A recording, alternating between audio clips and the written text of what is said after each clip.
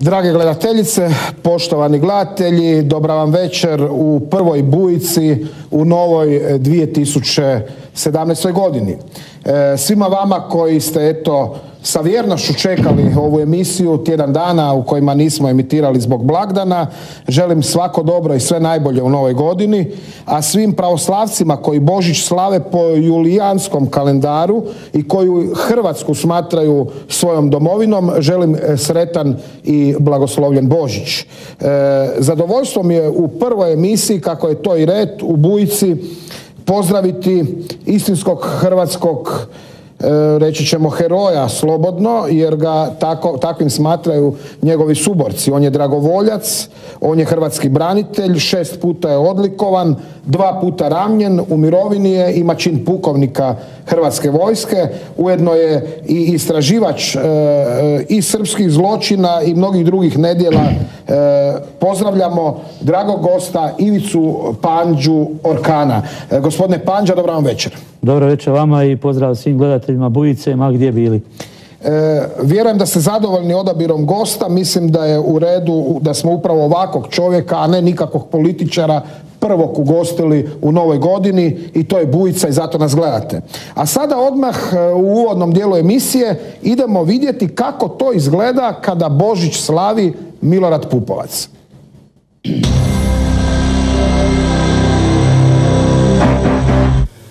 Srpska retorika sve je radikalnija, a kulminacija protuhrvatskih tenzija dogodila se na pravoslavni Božić usred Zagreba. Vučićev izaslanik, bivši Draškovićev četnik i učenik zloglasnog Amfilohija Radovića, Vlada Božović, zaprijetio je da će ugrožene Srbe braniti svim sredstvima.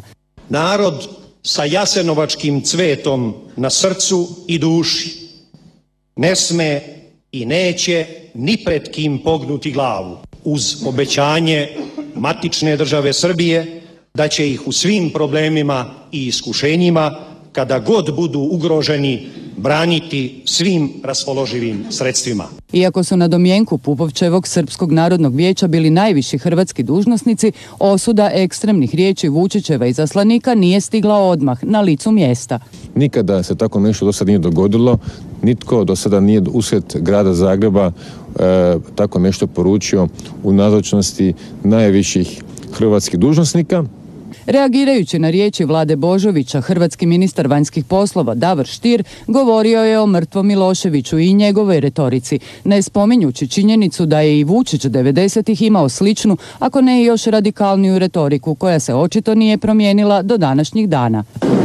Braćo Srbi i sestre Srpkinje, pozdravljam junački narod Srpske Banije, Srpske Gline, vas koji ste podigli prvi baklju slobode tamo 26. juna još 1991. godine, vas koji ste prvi krenuli na ustašku vlast, vas koji ste prvi oslobodili neke srpske teritorije u Republici Srpskoj Krajini.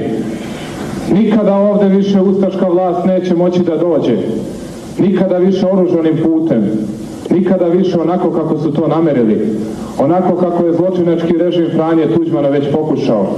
Umjesto dostojanstvenog slavljenja Božića i promocije mira i kršćanskih vrednota, ateist Pupovac i ove godine domjenak u Srpskom narodnom vijeću pretvorio u politički performans, zloupotrijebivši blagdan za čisto provociranje. Da nije bilo ploče u Jasenovcu, ta atmosfera, to iščekivanje, sigurno gotovo ničim ne bi bilo stavljeno u sjenu. Ovako smo u ovu godinu ušli sa nadom, sa vjerom u bolje sutra, ali istovremeno i sa sjenom na toj nadi. I srpski patrijarh Irinej u božićnoj poslanici koja se čitala i u Zagrebu ponovno nije spomenuo Hrvatsku državu, već Dalmaciju i Slavoniju, a ne priznaje niti Kosovo koje naziva srpskim. Jasno da je to nedopustivo i to isto tako jasno treba poručiti kolegama u Srbiji da takav način ophođenja nije prihvatljiv. Radikalne velikosrpske poruke danas stižu iz Banja Luke, gdje je na protuustavan način obilježen dan takozvane Republike Srpske. Vrlo je važno da u Bosni i Hercegovini institucije funkcioniraju, da se poštuju institucije, da se poštuju konkretno odluke Ustavnog suda, koji jasno rekao da je neustavan datum za proslavu Dana Republike Srpske. Dogovorom Milorada Dodika i njegovog pulena Mladena Ivanića u slavlje je uključena i vojska, a Dodik je otvoreno zaprijetio ujedinjenjem svih srpskih zemalja. Nećemo sad dramatizirati, nećemo to raditi neku veliku priču, ali treba jasno srpsko sve dati do znanja da takav način ophođenja nije dopustiv. Pomoć Bog, junaci!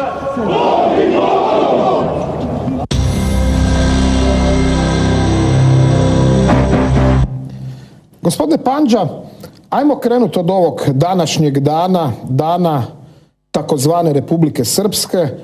Zapravo oni, budimo otvoreni, slave Radovana Karadžića, slave zločin nad Hrvatima, zločin nad Bošnjacima, zločine od Prijedora do Srebrenice, okupaciju Hrvatske, Bosanske Posavine, mnogih drugih krajeva odakle su protjerane tisuće Hrvata i Bošnjaka.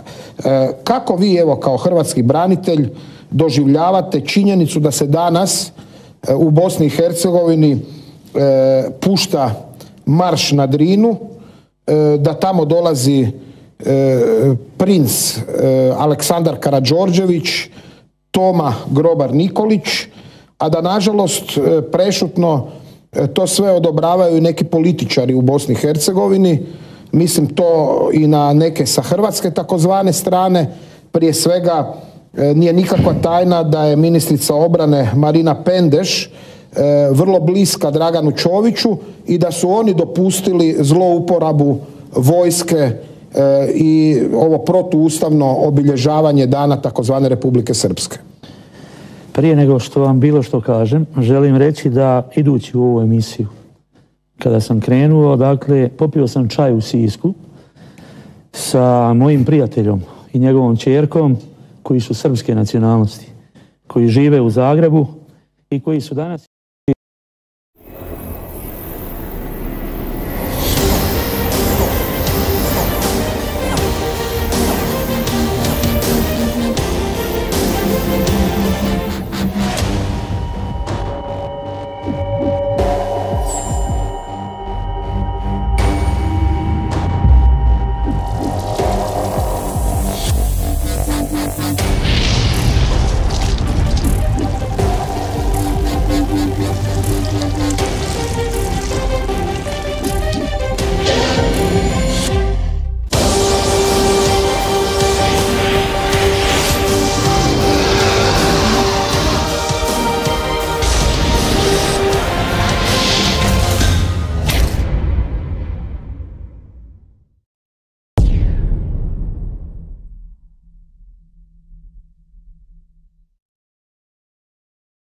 nacionalnosti koji žive u Zagrebu i koji su danas išli u takozvanu Republiku Srpsku platiti račune za vodu, za struju i tako dalje, odmah preko granice, preko rijeke Une, i jako su ljuti njih dvoje što to danas nisu uspjeli napraviti i psuju na sva zvona na ovome čaju i Milorada Dodika i te budalaše, da ih tako nazovem, koji se pameti još uvijek nisu naučili. Dakle, za ljubav je i za rat potrebno najmanje dvoje. Kad spominjete ministricu obrane Bosne i Hercegovine, trebate znati da je ona završila fakultet u Zagrebu, na Vojno-tehničkom fakultetu tu na Črnomercu, i da je ona klasić jedne nove državne tajnice u Ministarstvu obnove, razvitka i kako se već zove u Vladi Republike Hrvatske. Sljedeća stvar, kod postrojavanja ovih četnika u Banja Luci danas, kako i drugčije zvati nego tako, dakle, namjerno se tjera, što bi rekli seljaci, tuk na utuk, a zaboravlja se najveća masovna grobnica u sjeverozapadnoj Bosni, Tomašica. Zaboravljaju se logori Manjača, Keratern, logori oko Prijedora i tako dalje i tako dalje. Zaboravljaju se zločini koje su napravili na području zapadne Bosne i agresije na Bihać, Cazin, Bužim, ono sve što se dogodilo u Orašju, gdje se Hrvati i Bošnjaci zajedno tukli protiv ovih razbojnika koji su htjeli okupirati tu stopu Hrvatske posavske zemlje i tako dalje i tako dalje. Tako da po prvi put evo imamo sada Srbiju ne više na Drini, nego tu na Uni, 100 km od glavnog grada svih Hrvata. Što se tiče ovoga okupljanja, dakle, ja nemam ništa protiv vjerskih blagdana, ničiji, pa ni tako moga prijatelja s kojim sam danas pio čaj. Međutim, trepti ovo u Zagrebu od ovoga učenika, od toga Radovića, koji je bio zlo u Srpskoj pravoslavnoj crkvi, postoje o tome snimke, kad je držao govor u Glini na onoj grobnici iznad brda, na brdu iznad Line. Dakle, trebalo tog četnika tu odmah zatvoriti. Ajmo mi redom. Rekli ste, spominjali ste sad Amfilohija Radovića, Vlada Božović koji je bio i Vučićev izaslanik je zapravo bio istaknuti dužnosnik Srpskog pokreta obnove Vuka Draškovića. Osim toga, on je i rođak, ne samo učenik Amfilohija Radovića. Po čemu vi znate tog Radovića? Pa dakle, pamtim ga sa video snimke, dakle, kada je on dizao srpsku pobunu u Glini. Ta snimka nije do sad objavljena, mogu je donijeti u emisiju, da vidite šta taj priča. Znači, vožd Slobodan Milošević je umro, a glasnogovornici usred Zagreba drže to što drže i oni će braniti srpski narod. Pa ne trebaju ga braniti onako kako su ga branili i srpskom narodu, pravim i poštenim, čestitim ljudima, poput ovog moga prijatelja na kojeg se opet vraćam, je dosta ovakvih četničkih ideja. Znači, vožd je pokopan tamo negdje pod drvetom, Slobodan Milošević, a ideje žive i one se toleriraju, dakle, u Evropskoj uniji. Interesantno je ta reakcija, pa i hrvatskih vlasti. Mlaka reakcija, to je slaba reakcija. Bila je mlaka, osim toga, zašto se oni boje reći da je to Vučićeva terminologija? Čemu? Ja znam, oni spominju Miloševića, jer kao ne žele sad tenzije sa Beogradom, jer to ne odgovara nekome u zapadnoj Europi, ali zašto ne kažu, pa čekaj malo, nije bitna više Miloševićeva retorika. Važna je Vučićeva retorika, a izaslanik je transmisija njegovih riječi. Ali čuli smo šta Vučić u okupiranoj Glini nekoliko mjeseci prije Oluje kaže na ovoj snimci. Jesmo čuli? Dakle, on poručuje da Glina nikad neće više biti Hrvatska, da ustaška vlast nikad neće više doći u Glinu i ovo je njegov izaslanik. Dakle, uopće šta su ga tu i primili? Mislim, kad spominjete Glinu, može jedna digresija. Javlja se nekakav Dragan Vujičić Bego da će biti gradonačelnik Gline. Navodno čujem da takozvana Radnička fronta i još neki pripremaju čak dolazak Bore Mikelića ponovo u Petrinju, gdje on ima određene zločinačke namjere prema časnoj obitelji Gavrilović i njihovoj tvornici i tako dalje. Imaju za to i potporu u nekim krugovima unutar hrvatskih vlasti. Dragan Vučić Bego je, dakle, prijeratni vođa navijača Delija iz Gline, navijača Crvene zvezde, mešetar, trgovac, vlasnik bio jednog kafića, bio u osiguranju Bore Mikelića kad je Boro Mikelić bio premijer takozvane vlade Republike Srpske Krajine. Stan u Beogradu je odmah vrata uz vrata, znači Boro Mikelić na jednoj strani, Dragan Vučić Bego je na drugoj strani, u istom hodniku, na istom katu.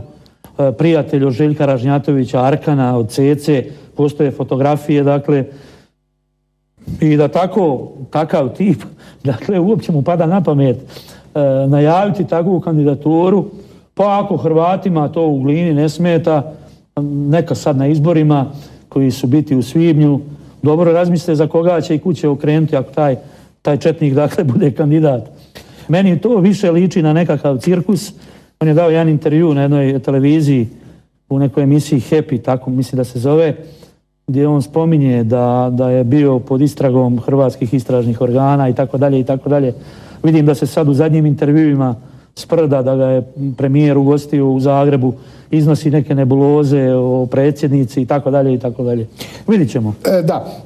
Ajmo sad na telefonu poslušati što kaže predsjednik Srpske pravedne stranke, gospodin Nenad Vlahović, kojeg pozdravljam na telefonskoj liniji u Garešnici i kojem, evo, sa malo zakašnjenja iskreno želim sretan Božić. Dobra večer, gospodine Vlahović. Dobro večer, Velimire, vama i vašem gostu. Na početku, evo, koristim priliku da vam čestitam Božić kao pravoslavcu koji Hrvatsku smatra svojom domovinom.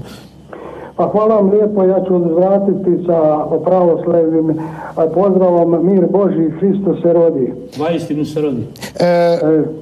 Gospodine Vlahoviću, kako ste vi doživjeli po mnogima zlouporabu Badnjaka, pravoslavnog Badnjaka od strane Milorada Pupovca i kako ste općenito doživjeli taj domjenak, neki kažu performans Srpskog narodnog vijeća?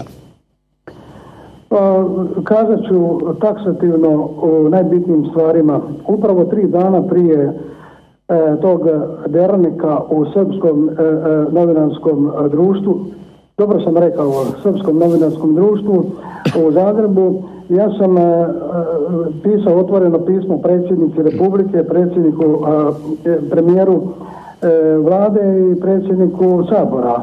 I rekao sam im šta će se tu desiti i čemu to služi. I tko se sve okuplja na tom derneku, ljudi koji nemaju pretežno. Let's suppose that you're writing a really important email to a colleague. Or a post on Facebook that all your friends will see. Or a paper for your English class that you just have to get an A on. Or a resume for your dream job. Or a message to your crush on a dating site. The point is that you write important things each and every day. And whether you're an English professor or an English learner, we all could use a second pair of eyes to help us make sure we're always putting our best foot forward. Enter Grammarly, a writing app developed by some of the world's leading linguists. Grammarly helps you find and fix grammar, spelling, and punctuation errors wherever you write. Errors that other spelling and grammar checkers just can't catch. Grammarly also helps you improve word choice and style, making your writing clear and compelling all the time. Best of all, it's free. Better writing, better results. Click on the button to download Grammarly now.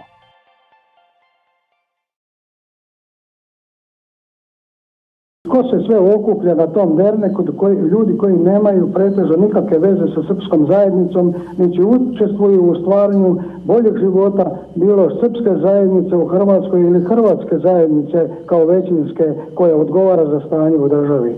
Tada sam rekao da te novce koje će potrošiti i koji se troše, da je bolje da je usmjere prema ugroženim povratnicima, u čemu ću kasnije posebno nekoliko rečenica reći. Božović, o njemu ću kazati ono što mislim ja i što misle članovi srpske zajednice koju ja predstavljam. Nije to više mali broj, nas je sve više, tim više što sam ja i predsjednik Nacionalnog vijeća Srba u Hrvatskoj, udruge građana koji u toj Lauer Pupovac 6 godina ne dozvole ni 1 kune za naše aktivnosti. Iz razloga što sam ja i moji suradnici najsnažnija opozicija Pupovcu i bit ćemo još snažnija. Mi ćemo posuditi novaca, mi ćemo dati svoje novce, ali ovome mora doći kraj. Božović je smišljeno odigrao igru koju je pripremio Pupovac. Cijela režija bila je u rukama Pupovca i sve ono što je Božović rekao, one riječi da će oni Srbe braniti svim raspoloživim sredstvima, riječi su teške, ali pazite, onaj stav, one imperativno izrečene riječi koje imaju nekakvu snagu kao da odmah raspoloživa sredstva Srbima u Hrvatskoj trebaju. To je zabrinjavajuće. Mene, gospodin Božović, Vulin i ti slični, i moje prijatelje, i moje suradnike, i moje članove, ne trebaju oni štititi i nemaju oni nas od koga štititi. Mi bi zamolili da što manje dolaze ovdje, jer kad oni kažu nešto ovdje svojim dolaskom i odu nazad, onda smo mi tek ugroženi, ali znate od koga? Od predsjednika SNV-a i velikog vođe Srba u Hrvatskoj. Srbi u Hrvatskoj ugroženi su od Srba. Ja ću gospodinu Panđi reći da ga zamoljavam da moji članovi i moji simpatizeri u Gvozdu, Vrgin mostu, na Baniji i tako dalje imaju 1000 problema, oni koji su bili u hrvatskim jedinicama i vojsci, da ga zamolim da ode tamo, ja ću ga povezati i da vidi šta se tu dešava. Tu su na pomolu, po mojim informacijama, čak može doći i do neželjenih posljedica. O tom potom. To ćemo raditi u nekoj od emisija. Gospodine Vlahoviću, dajte mi recite, neki uviđeni Srbi, razgovarao sam s njima, žele ostati anonimni, čak i sa područja Vukovara, kažu da Pupovac, oni kažu za njega da se ne zna ni prekrstiti, a kažu da namjerno radikalizira situaciju da bi prikrio vlastiti kriminal. Naime, boji se državnog odvjetništva i USKOK-a i sada ako oni krenu na njega, recimo radi Tesla banke ili nekih drugih stvari, onda će stvarno ispasti da je čovjek ugrožen. Pa gledajte, ja sam o tome već pisao i govorio i bio sam i kod vas u emisiji. Meni je žao što nismo tu priču završili. Priča oko Pupovca i njegovog kraja traži širu temu, ali gledajte, otvoreno sada govorim, to i javno zna. Ja sam sa mojim prijateljima, ekipu koju imam od odvjetnika, pravnika, ekonomista, koji mi obrađuju podatke sve koje sam prikupio temeljem zakona o pristupu informacijama. Znači, to su zvanični podaci. Ja što iznosim, to su temelj podastrti de facto i de jure činjenično istinito u redu. Prema tome, ja govorim sada pred velikim auditorijem, da govorim istinu za koju sam spreman da završim za istinu, slušajte, spreman sam da završim u Remetincu, ali pitanje je, ova pat pozicija između mene i Pupovca ne može dugo trajati. Jer i sudci su tu, znači to kao da je to jedna utakmica, sudci su tu isto i sudci mogu odgovarati zbog nečega što čine ili ne čine, a radi se o USKOK-u i DORH-u. Tih 5 kaznenih prijava temelje se, rekao sam, na činjeničnim podacima. Sada je obrađena 6. kaznena prijava i iće u roku od 2 dana i priprema se 7. Prema tome, kako god otvaramo podatke koje dobivamo i koje smo dobili od Savjeta za nacionalne manjine, od Ministarstva financija, od Ureda za nacionalne manjine, od Zagrebačke banke i tako dalje, tako mi obrađujemo, tako će ići prijave. Ja neću sad prejudicirati pa reći bit će i 10, možda će biti više, vidjet ćemo. Gospodine Vlahoviću, riječ je o prijavama protiv Pupovca. Dajte recite, jel DORH šta radi, jel USKOK šta radi, imate kakve povratne informacije? Pa gledajte, te prijave su sve otišle u 7. mjesecu, znači prema zakonu o krivičnom postupku DORH je, odnosno USKOK je mene obavijestio da su prijave uredno zaprimljene, da su ustupljene na postupanje DORH-u. Sad sam dobio neki dan obavijest da zbog obrade podataka ne mogu iznositi u javnost u kojoj fazi su te obrade. No međutim, oni su mene bili dužni obavijestiti u roku 6 mjeseci. To znači, da li će te prijave rješenjem odbaciti kao neosnovane ili donose rješenje da idu u istražni postupak. Prema tome, ja sam govorio i kažem da je sudbena vlast u Hrvatskoj u takvom stanju da prijeti urušavanje Hrvatske države, jer to je treća poluga, izvršna vlast, zakonodavna i sudbena. Mi sudbene vlasti nemamo. Sve je to potkupljeno od općinskih sudova do gore. Ja to govorim iz svog sopstvenog iskustva, jer protiv mene je Pupovac podnio 3 prijave koje su promptno riješene po sucima pojedincima, gdje sam ja kažnjen sa visokim novčanim kaznama. Ja ću odgovarati za verbalni delikt, za istinu koju sam rekao. No međutim, mi smo u međuvremenu, ja i moji prijatelji, podnijeli protiv Pupovca 4 privatne prijave. Pazite, Pupovac je otvorio Pandorinu kutiju, prešao je Rubikon i povratka više nema. Gospodine Vlahoviću, dužan sam vam, obećajem pred svim gledateljima da ćete uskoro vrlo brzo, kroz 1 dana biti gost Bujice, napravit ćemo jednu veliku priču, sad nemamo više vremena, ali hvala vam na ovom javljanju. Molim vas, samo još 3 rečenice. Halo, recite. Mogu još 3 rečenice, samo 3 rečenice. Ali 3. Javnosti poručujem i kažem, i molim vas, gospodine Velimire, nudim sučeljavanje Pupovcu 1 na 1. Sučeljavanje na Pupovcu u ovoj situaciji, ovo drma Hrvatsku državu, shvatite. Jedan pripadnik nacionalne manjine nema pravo da se tako ponaša, nije zaštićen od odgovornosti. Mi smo pred Ustavom jednaki. Evo, neka Pupovac odredi televiziju i sve idemo sučeljavanje on ili ja. Jedan na jedan. Evo, čuo je, nažalost, ja mislim da ništa od toga, jer sam čuo da on uvjetuje i kad ide na hrvatsku televiziju, recimo Branko Borković nije smio biti u studiju Otvorenog zajedno s njim, nažalost to je tako, ali u svakom slučaju rukavica je bačena. Hvala vam lijepa na javljanju u Bujicu.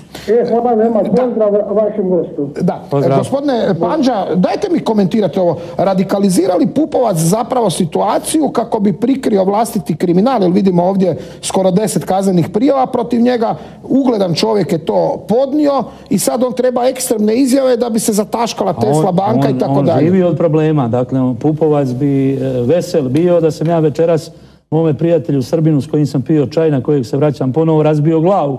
Pupovac od toga živi godinama. I ovoga čovjeka su čerečli kad je otišao u Jasenovac pokloniti se žrtvama istog ovog Vlahovića, napali ga na sva zvona šta on ima tražiti u Jasenovcu. Pa šta ima Pupovac tražiti u Jasenovcu? Otkud Pupovac ima veća prava nego Nenad Vlahović, ako ćemo tako? Znači on se predstavlja kao zaštitnik svih i on živi od problema, njemu paše da neko nekoga razbije. Recite mi, imamo još jedan slučaj, recimo to je bio slučaj da vidimo te odnose unutar SDSS-a, ali možda ajde prije još ću pitati za jedan komentar samo. Svi sad napadaju ovi lijevi mediji hrvatsku predsjednicu. Jedva čekaju da nađu nešto kao protiv nje, a zapravo svi još uvijek dobro se sjećamo onog pisma kada je napisala Pupovcu, kako su tada skočili na nju i ispada kao da je napadaju zato jer ona jedina 2 godine nije otišla na taj božićni performans. To nije performans, to je dernek. Da, dernek. Ona nije otišla i odmah dobiva napade. Da. To je dernek. To je dernek kojeg su oni organizirali na teret hrvatskih poreznih obveznika. Je li moguće da napadaju predsjednicu zato što ne ide tamo? Moguće, sve je moguće u ovoj zemlji. Moguće i drvena peć. Dobro, ajmo sad vidjeti da mi prokomentirate. Općinsko vijeće Donji Zemunik svojedobno je donijelo odluku o tome da Ante Gotovina bude počasni građanin Donjeg Zemunika. Čak su i vijećnici SDSS-a, imamo ovdje imena, Milorad Matić i Grujica Mišić. Mišić. Njih dvojica su glasovali kao SDSS-ovci za to da Gotovina bude počasni građanin Donjeg Zemunika. I što im se onda dogodilo, Pandža? Milorad Pupovac je poslao svoga likvidatora koji se zove Bogdan Rkman, koji se predstavlja kao Boro. I taj, dakle, Rkman kao predsjednik izvršnog odbora SDSS-a je likvidirao u političkom smislu ovu dvojicu vijećnika SDSS-a i istjerao ih je iz stranke zbog toga što su svoje ruke na općinskom vijeću, na službenom predstavničkom tijelu digli da Ante Gotovina bude počasni građanin. Znači, Milorad Pupovac ima svoga likvidatora u liku i dijelu sadašnjeg zamjenika župana Sisačko-moslavačkoga, Bogdana Rkmana zvanog Boro, oficira vojske Republike Srpske Krajine, četničkog propagandistu, pun registrator njegovih gluposti je ovdje i drugi registrator ispred mene. Čovjeka, dakle, koji je prijetio gradu Zagrebu u kojem mi sjedimo da će se tući artiljerijskim cijevima Jelačić plac, trg Svetog Marka, da će se Kaptol tresti. I sad evo, dakle, svakim danom o tome Rkmanu isplivavaju i filmovi i dokumenti. Dakle, sad je najnovije, do sad smo znali da je bio oficir u vojsci Republike Srpske Krajine, znali smo, dakle, da je bio taj četnički propagandista koji je objavljivao svoje ubitačne tekstove, ubijao je perom. Sad je isplivao dokumenat iz 80. brigade Ministarstva unutrašnjih poslova Republike Srpske Krajine, gdje se vidi da Rkman bio i u toj specijalnoj miliciji. Martićevoj četničkoj Dajte da vidimo, miliciji. Pandža, mi imamo taj dokument ekskluzivno, dragi gledatelji, sad ćete vidjeti dokument. Zamjenik župana Sisačko-moslavačke županije bio je pripadnik specijalnih postrojba, ovo je strogo povjerljiv dokument s oznakom vojne tajne, bio je, dakle, pripadnik specijalnih postrojbi Mile Martića, onog zloglasnog... Bio je zapovjednik voda u toj miliciji. Ja mislim da je riječ, dakle, da je riječ, on je bio komandir prvog voda 4. bataljuna 80. brigade. Evo, crno na bijelo, ovo državno odvjetništvo ima, ali skriva. Ovakvi ljudi danas obnašaju najviše dužnosti u županijama u Hrvatskoj radi kupovine političkog mira. Naravno, SDSS je dobio i 8 mjesta pomoćnika ministra, kao što smo i najavljivali. Bili smo u pravu, o tome drugi mediji šute. Pa pazite, za toga Rkmana u Sisačko-moslavačkoj županiji na izborima 2009. godine, pa srpska koalicija, 4 srpske stranke su dobile više glasova nego on. Ni svi Srbi nisu glasali za toga Rkmana. On je nametnut, poslan tu iz Vukovara. A da vidite vi kakve on filmove napravio u suverenoj Hrvatskoj. Ova njegova četnička djela u Krajini su poznata više manje. Ali on je 2001. godine snimio film Vapaj tišine, a 2005. u samostalnoj Hrvatskoj snimio film Nek se raspuste straže. U tome filmu on optužuje za zločine Hrvatsku vojsku, Hrvatsku policiju, navodi neke podatke da je u šumi Prašnik između Gradiške i Stare Gradiške pod asfaltom 800 Srba ubijeno u ovome ratu. Znači radi srpsku propagandu... Ma četničku propagandu, nije to srpska propaganda. To je četnička propaganda koja se krši, dakle, sa deklaracijom donešenom u Hrvatskom državnom saboru, deklaracijom o zaštiti Domovinskog rata, deklaracijom koja svjedoči o pozitivnim vrijednostima Domovinskog rata. Bujica ima isječak iz filma Nek se raspuste straže. To je isječak iz filma koji je snimljen 2005. godine. Prvo ćemo pustiti to, imamo mi još nešto. Riječ je dakle o filmu, kao što je rekao gospodin Pandža, Bogdana Rkmana, zamjenika župana Sisačko-moslavačke županije. Inače ima unutra više zanimljivih dijelova. Vidjet ćemo jedan dio s jednog sprovoda. Ovo će Vukovarce naročito zanimati.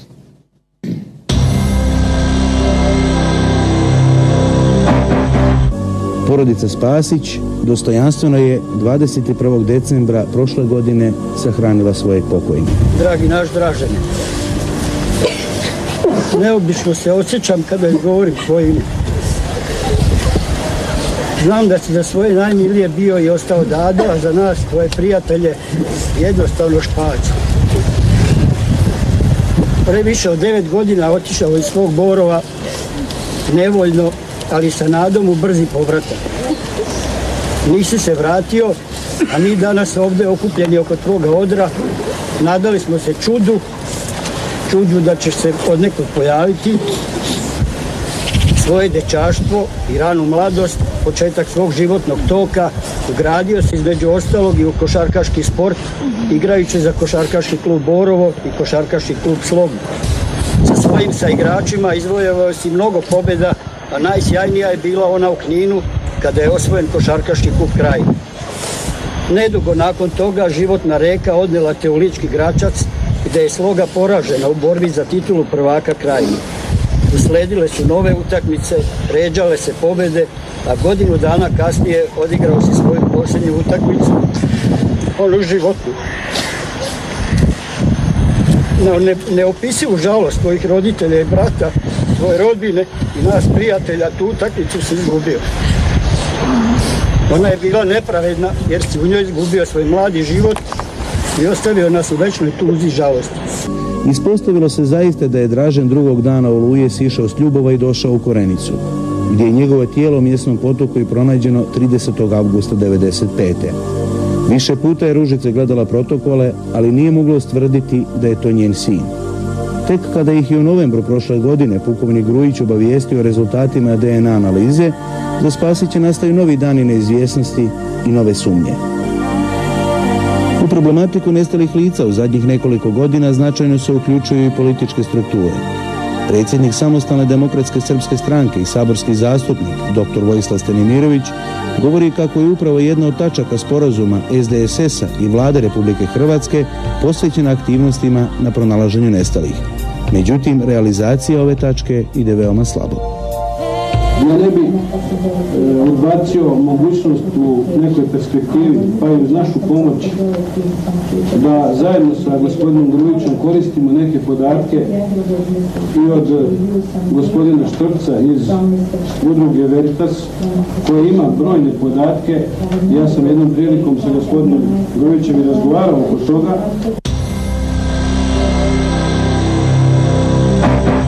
Samo da objasnim gledateljima, vidjeli smo sprovod u Borovu, vidjeli smo, dakle to je jedan četnički zapravo obred, vi ćete reći zašto, taj pokopani Spasić Dražen, vidimo kako se hvali, kako je osvojio prvenstvo Krajine, vidimo, zapravo postavlja se pitanje što je on radio u Gračacu, otišao iz Vukovara za Gračac, što je on tamo radio? Rkman, dakle, u ovom filmu, treba cijeli film pogledati na YouTube-u, je dostupan, a ima i drugi još film i taj Spasić se provlači kroz oba dva filma. U Vapaju tišine Rkman optužuje specijalnu policiju Republike Hrvatske da je ubila ovoga Dražena. Zamislite košarkaša iz Borova sela koji je došao u Gračac, ali ne igrati košarku. Tamo Ljubovo i tako dalje i tako dalje. Optužuje on specijalnu policiju, optužuje on u filmovima Tomislava Merčepa, pokojnog Đuru Brodarca, spominje on Jodno, spominje on čupanje brkova. Možda gledatelji nisu zamijetili na ovome mrtvačkom sanduku zastavu. Ova zastava je vojni obred i ona se daje vojnicima države koji se borili za državu. Za koju se ovaj Spasić borio državu? Da bi se srpska zastava kasnije se mota i uručuje Ružici, majici Spasić. Dakle, ja nemam ništa protiv, svaka majka plače, ali ovaj autor ovih filmova, on širi laži protiv Republike Hrvatske. On uvećava broj žrtava. On ovdje, čuli ste ovoga četničkog ministra Vojislava Stanimirovića, pa njega je Radovan Karadžić na Palama odlikovao, a on hvali Savu Štrbca i podatke Veritasa. Najvećeg lažova na Balkanu. Ali zanimljivo je kako spominje i Grujića i govori da je sa Grujiću sugerirao da surađuje sa Štrbcom. Ima u filmu kako piju rakiju, ima tu još snimaka. Ko pije rakiju? Pa Stanimirović, Grujić i okupljeni, dakle, ovo je održan sastanak tamo u radničkom domu gdje su prostorije od ove Ružice Spasić. Tako dalje i tako dalje.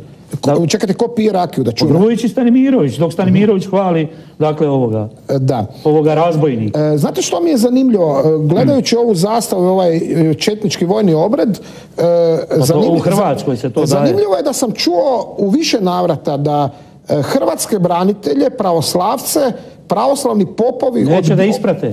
Neće ispratiti ako je hrvatska zastava. Ma kakvi? Je li to istina? Istina, to se dogodilo u Šibeniku s jednim hrvatskim braniteljom srpske nacionalnosti. Pop nije dao počasnoj onome vojsci koja puca po vojnom obredu, dakle, pokapati nije dao. Dakle, istirao hrvatsku vojsku u Hrvatskoj sa Šibenskog groblja. I ne samo u Šibeniku. Interesantno, evo vidjet ćemo još jednu sliku, sad će nam režija pokazati. Riječ je o fotografiji Bogdana Rkmana. Gdje je ovo, gospodine Panđa? Pa Rkman, dakle, sa Olujom je pobjegao u Vukovar. Nakon Oluje? Nakon Oluje on je pobjegao pravcem Kordun, Žirovac. U filmu, pogledajte film i ovaj drugi, pa kaže da u Žirovcu pazi da ne stane na srpsku dušu, da ne koga zgazuje tu, kao kaže Turci i Hrvati. A kad kaže Turci, to je pogrdno za muslimane iz 5. korpusa armije Bosne i Hercegovine ubijali Srbe. I on dakle, ovo je u Vukovaru, lijevo od njega je izvjesni Milan Trbojević zvani Džoger. I ovo je fotografija iz pres centra iz Vukovara. Džoger je u okupiranom Vukovaru bio šef dok nije došao Rkman. Rkman je, kad je došao, bio njemu zamjenik i onda je Rkman preuzeo taj pres centar. I tad je on i napao hrvatske novinare na kontrolnom punktu UNTAES-a u procesu mirne reintegracije, kako oni, kaže, napadaju i pišu laži u novinama da njegov prijatelj Arkan krade naftu iz Đeletovaca i šumu slavonsku da šverca za Srbiju, da to nije istina.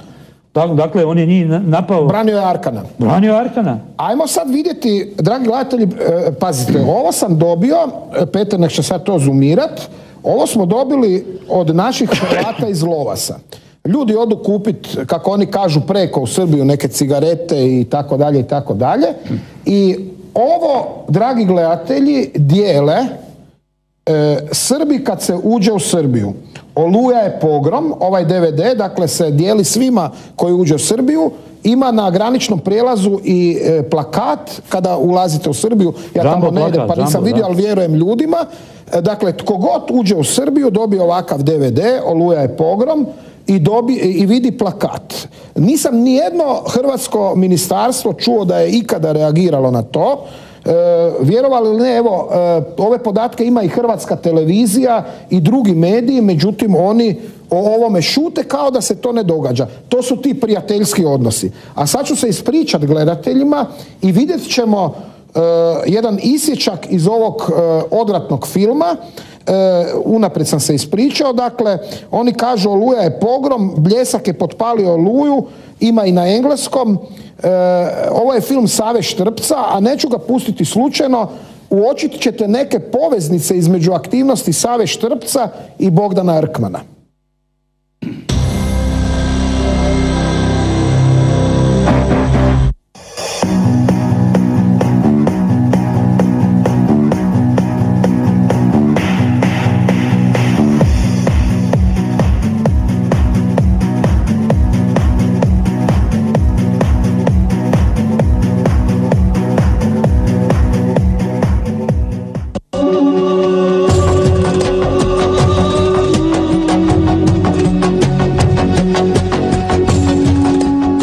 Dođoše po Jugoslaviju, nije mi smetalo.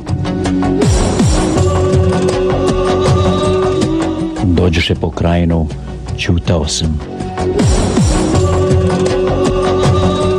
Dođoše po Bosnu, okrenuo glavu. Dođoše po Kosovo, malo sam se zbunio. Dođoše po braću i sestre, zapitao sam se zašto. Dođeš i po mene u loša vremena, kada nikoga više nema da stane uz mene, da se branimo.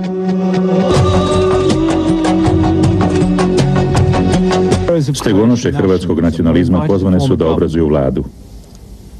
Hrvatska je bila nezavisna, a Pavelićev san o vlasti postao je java, ali samo uz blagoslov nacističke Nemačke. 2 mjeseca kasnije vlada je nasrnula na svoje stare etničke neprijatelje Srbe. Ustaše su najavile program deportovanja, prevođenja u katoličanstvo i istrebljenja 2 miliona pravoslavnih Srba. To je bio početak 4-godišnjeg genocida.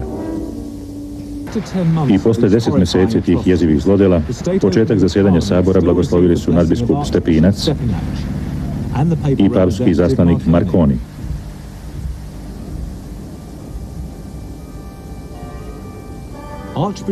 Nadbiskup Stepinac služio je na ustaškim ceremonijama dajući blagoslov dobrovoljcima za SS trupe sa ustaškim simbolima, pištoljem, kamom i bombom na oltaru. Njemačka je prišla industrijskom istrebljenju ljudi, Hrvatska je ostala na srednjovekovnim metodama stravičnih masakra, paljenja živih ljudi u crkvama, ubistava, kasapljenja ljudi i tako dalje. Sve je jednom dobilo predznak Hrvatsku. Normalno da je to iritiralo Srbe i da je Tuđman tada i htio da podigne Srbe kako bi on onda mogao da stvori i državu i ostvari taj tisućljetni san hrvatski za stvaranje države. Čujte srpski dobrovoljci, bandu četnici, stići će vas naša ruka i u Srbiji. Jedan od strašnijih zločina je počinjen u Požeškoj kotlini, kada je isto u oktobru 1991. Ispražnjeno za 24 sata 26 srpskih sela. Sve se ovo dešavalo 1991. godine kad su Srbi bili pod zaštitom Jugoslavenske narodne armije. 1991. u oktobru Norac, general Norac, i Tihomir Orešković i mnogi drugi pripadnici vojske i policije opet po danu, po noći izvodili su Srbe lojalne Srbe. Oni su ostali, to je oktobar 1991. Oni su ostali u Gospiću, neki od njih su nosili uniforme, obukli policijske, čuvali tamo nekakve mostove, neke objekte i izvedeni su, nije im pomogla lojalnost nikome, izvedeni su, odvedeni i pobijeni. Ali Hrvatska je nuđala tim Srbima i ove dane kad smo oslobađali svoje krajeve da ćemo im jamčiti i ljudska i etička prava ako priznaju tu Hrvatsku državu. Sada imamo sa područja Hrvatske i bivše Republike Srpske krajine na spisku poginulih i nestalih 6808. To su verifikovani podaci. Evo mogu vam recimo po godinama reći kako su ljudi nestajali i ginuli. 1991. godine 2457.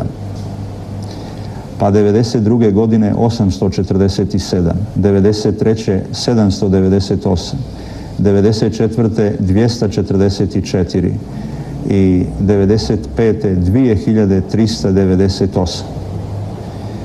2398. Čak vidite da je 1991. godine bilo više pogibija i nestanaka Srba nego 1995. kad su bili i Bljesak i Oluja.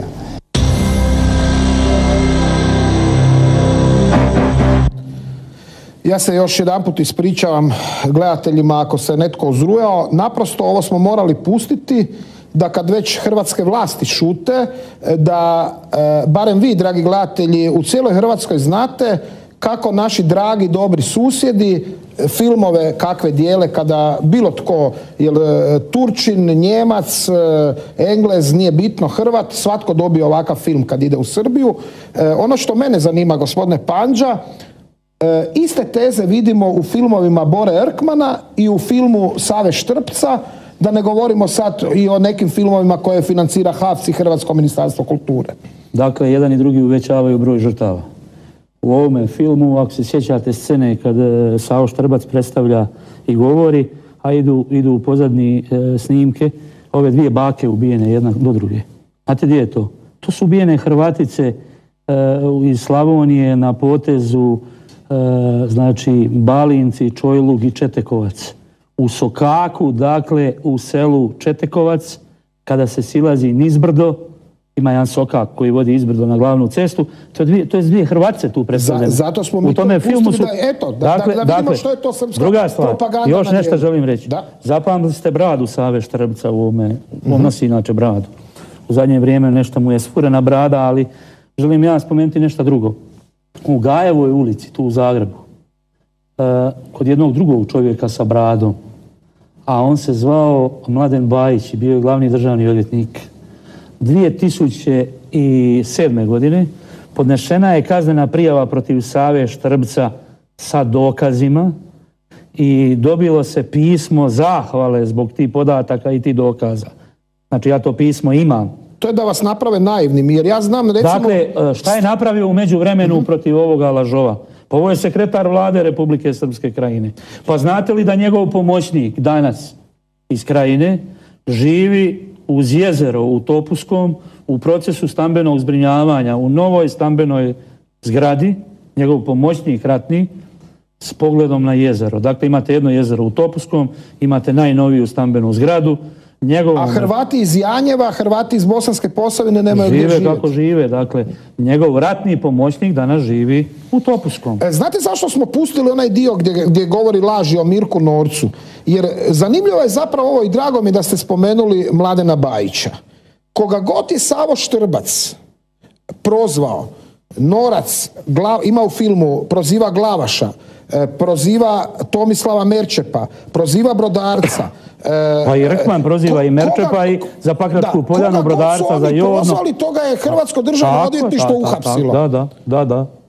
I evo imamo primjer, pozdravljam u logoru u Lipovici hrvatskog junaka obrane Siska Vladu Milankovića i druge hrvatske braniteljima. Mladen je isto tamo, dakle oni trunu po zatvorima da bi Rkmani, Hrkani, kako se već zovu, dobijali dobre plaće, dobre urede, dobre aute, da bi službenom Toyotom vlasništvo Sisačko-moslavačke županije pravili četnička spomenike u selu, tamo u Brđanima i tako dalje i tako dalje.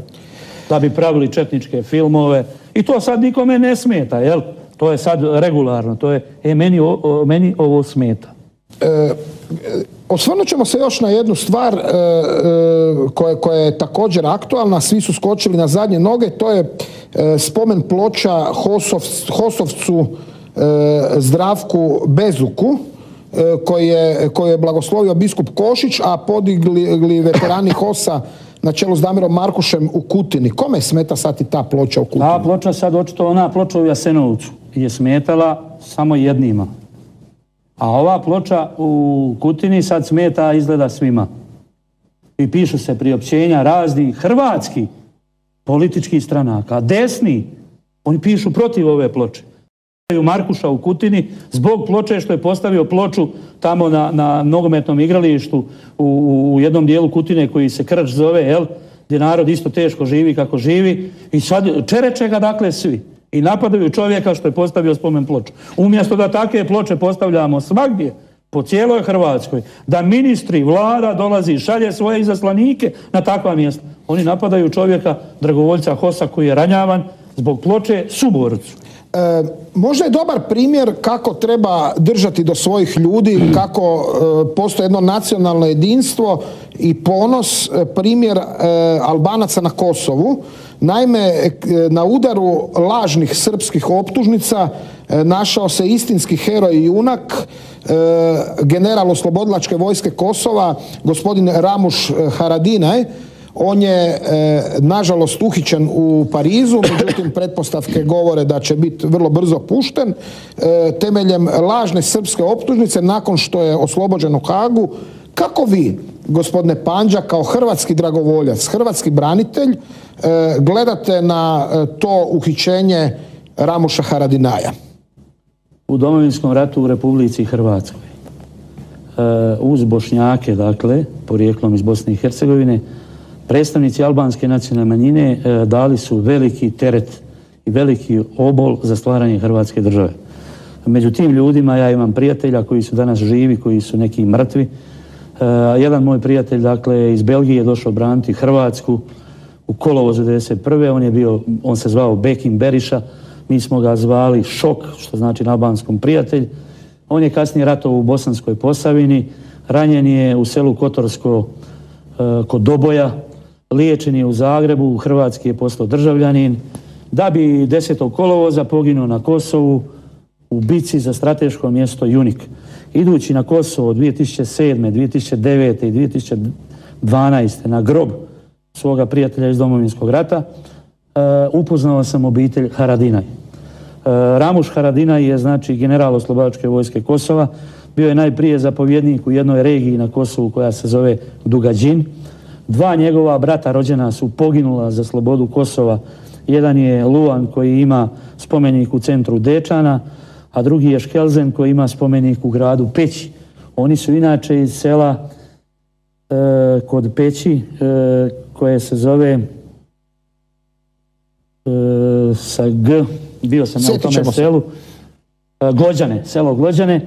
I dakle oni su kao cijela ta obitelj dali veliki doprinos. Kasnije je Ramuš Haradinaj postao načelnik glavnog štaba oslobodilačke vojske Kosova. On je bio jedno vrijeme i premijer. Protiv njega je dignuta optužnica u Hagu. Taj sud je završio i on je oslobođen u Hagu. I evo albanskom prijateljskom narodu se događa ono što i Hrvatima. Dakle, četnici u beogradskom pašaluku ne miruju. Hag nije našao Ramušu Haradinaju da je počinio zločine, ali eto, Beograd i beogradski pašaluk je pronašao sada, znači cijeli svijet nije mogao naći, a oni su našli. Dakle, da je Ramuš Haradinaj počinio to što je počinio. U isto vrijeme u srbijanskoj vladi danas sjedi ministar koji je osumnjičen za ratne zločine na Kosovu. On se zove Aleksandar Vulin i sa jedinicom Ministarstva unutarnjih poslova Republike Srbije je osumnjičen da je činio zločine na Kosovu i to EULEX istražuje na Kosovu. I međunarodna policija to istražuje. Zašto Hrvatska temeljem te kosovske optužnice ne uhiti Aleksandra Vulina kada dođe u Hrvatsku? On dolazi ovdje, drži govore. Zašto ga ne uhapsi državno odvjetništvo? Pa to trebate pitati Mladena Bajića najprije, poslije trebate pitati Cvitana. Znate, ja ću sad baš provjeriti je li Kosovo poslalo uopće, ako su poslali dokumente... Znate li vi gdje je pokopan ujak od glavnog državnog odvjetnika Dinka Cvitana? Od njegove majke rođeni brat. Znate li gdje je pokopan? Ne znam. U Beogradu. Kao general kontraobavještajne službe JNA. Pokopan je u sve vojne počasti vojske Srbije. Pa što se onda čudimo da su nam zatvori puni branitelji? Mene ne čudi više ni drvena peć. Ne peć na drva, nego drvena peć mene ne čudi u ovoj državi. Kako u kontekstu svega komentirate i ovih događaja sa Haradinajom, ponovo poslanicu Srpske pravoslavne crkve povodom Božića, gdje zapravo, osim što ne priznaju Hrvatsku pa spominju ponovo samo Slavoniju i Dalmaciju kao pokrajine. To su regije Republike Srpske krajine. A inzistiraju na tome da je Kosovo srpsko protivno međunarodnom pravu, priznanju. To se čita u hrvatskim crkvama, a mi smo priznali Kosovo. Oni trabunjaju, dakle, izgubili sve ratove koji su se vodili u zadnjih 30 godina na ovom prostoru i oni ne odustaju, dakle. To je takva politika, to je tako i to on tako pričaju. Vožd je, rekao sam u emisiji, pod drvetom zakopan Slobodan Milošević, a njegovi adjutanti, zaslanici, naučnici ili kako se već zovu, drže govore ovdje. To nikome ne smeta ovdje. Gospodine Pandža... Trebalo ga zatvoriti u sred Zagreba na ovome prijemu. I pošpricat njega samo, ne ove druge koji slave Božić, nego njega, dakle, zatvoriti u Remetinac pa nek dokazuje. Hvala vam lijepa na gostovanju. Imali smo još puno tema. Hvala vama na pozivu. Bićete vi opet gost, ljudi vole vas slušati. Ovakvim istraživanjima se, nažalost, ne bave institucije, nego pojedinci. Hvala lijepa, gospodine. Hvala vama na pozivu. Na kraju emisije evo imamo jednu obavijest na koju ste već navikli. Knjige vodećeg slovenskog istraživača zločina komunizma, gospodina Romana Leljaka, Sam protiv njih, propisi o metodama i sredstvima rada UDBE i KOS-a, Huda jama, strogo čuvana tajna, ujedno knjiga i DVD. Možete naručiti na telefone 091 6208 mail huda.jama1945@gmail.com, a uz to i obavez da je sutra, u utorak 10. siječnja u 19 sati u Požegi svečana premijera Leljakova